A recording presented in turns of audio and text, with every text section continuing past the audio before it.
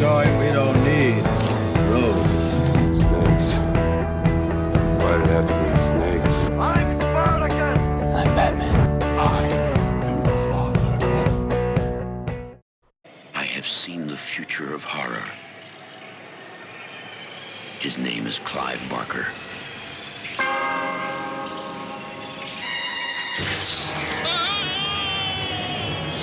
Hellraiser. Hello everybody and welcome to another episode of the Moviescramble podcast. Today is a review special where I'll be reviewing Clive Barker's 1987 Hellraiser. The box. You opened it. We came. In the mid-80s, British novelist Clive Barker had become dismayed at how his work had been adapted to the screen. He felt it was God's way of telling him that maybe he should direct. How much worse could I be, he mused. Knowing he would have a tight budget, he looked to adapt his own novella, The Hellbound Heart, which he figured he could film for less than $1 million. New World, founded by Roger Corman, agreed to fund the project for $900,000. Barker's producer, Christopher Figg, also insisted in changing the name to Hellraiser. Filmed within 3 months, this low-budget independent British horror movie would forge a legacy and create a recognisable icon. It all started at 55 Ludovico Place. We have such sights to show you. Larry and Julia Cotton, played by Andrew Robinson and Clare Higgins, have moved into a new house. Larry's goal is to repair any damage to their strained marriage. Larry's brother Frank, played by Chapman, had previously lived there and left the place in a terrible state. Unbeknownst to the couple, however, Frank was brutally ripped to pieces after opening a strange puzzle box in the house's attic. After blood is accidentally spilled, what's left of Frank begins to take form, morphing into a bloody husk that barely resembles a man, the now skinless Frank played by Oliver Smith. Just help me, will you? Please, God, help me! He convinces Julia to kill for him so he can feast and become whole again. As Frank becomes stronger, his niece Kirsty, played by Laurence, discovers his existence and hell promises its revenge. Kirsty, it's Frank. It's Uncle Frank. No! You remember? No! Come to Daddy. The sheer form of Frank is grotesque. His skinless body is frightening yet difficult to prise your eyes from. Barker doesn't hold back in the gore, however Hellraiser is not gratuitous in its presentation. This is somewhat ironic considering the themes of relentless pleasure, but Barker isn't wanting to discuss his audience.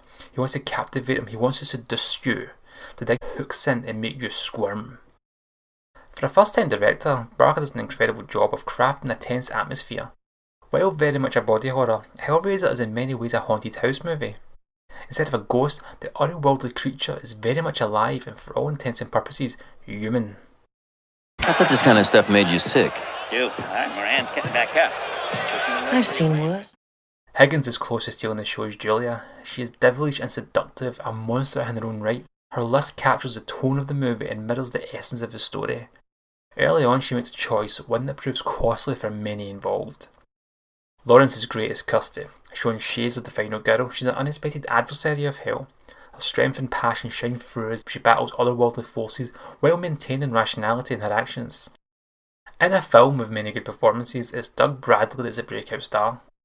Cast here as the lead Cenobite, this movie monster would become instantly recognisable in pop culture as Pinhead. He carries himself with a sinful grace, delivering each line with a dynamic vigour that commands your attention. It's a role that would define Bradley's career, and one that would not have happened had he played the Removals Man, a forgettable role he was also offered and contemplated taking as it meant his face would be seen. Oh, no tears, please. It's a waste of good suffering. As the movie builds to a frightening and blood-drenched climax, Barker introduces fantastical elements of his world of ease. The film never threatens to become camp or silly. It remains a terrifying spectacle as Frank's past catches up with him and the worlds begin to collide. Hellraiser is a movie that has aged incredibly well. It remains one of the best British horrors of all time. Christopher Young's gothic score beautifully complements what's on screen, and although not as recognisable as other horror themes, its startling strings will make your skin crawl long after the credits have rolled.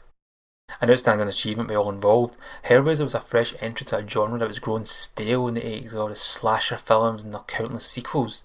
It provided more than one movie monster, each one with their own personality and grace that made them as alluring as they were repulsive. Intelligent, cruel and enchanting, Hellraiser has endured for 30 years, earning its status as a true classic of British horror. it will still tear your soul apart. Please remember to check out moviescramble.co.uk where you can find this review and other reviews not only of the Hellraiser franchise, but other popular movies and some unknown gems you might not have heard of. If you like this episode, remember to leave a review on iTunes or wherever you listen to your podcast, and please like and subscribe to the Moviescramble podcast. Thank you.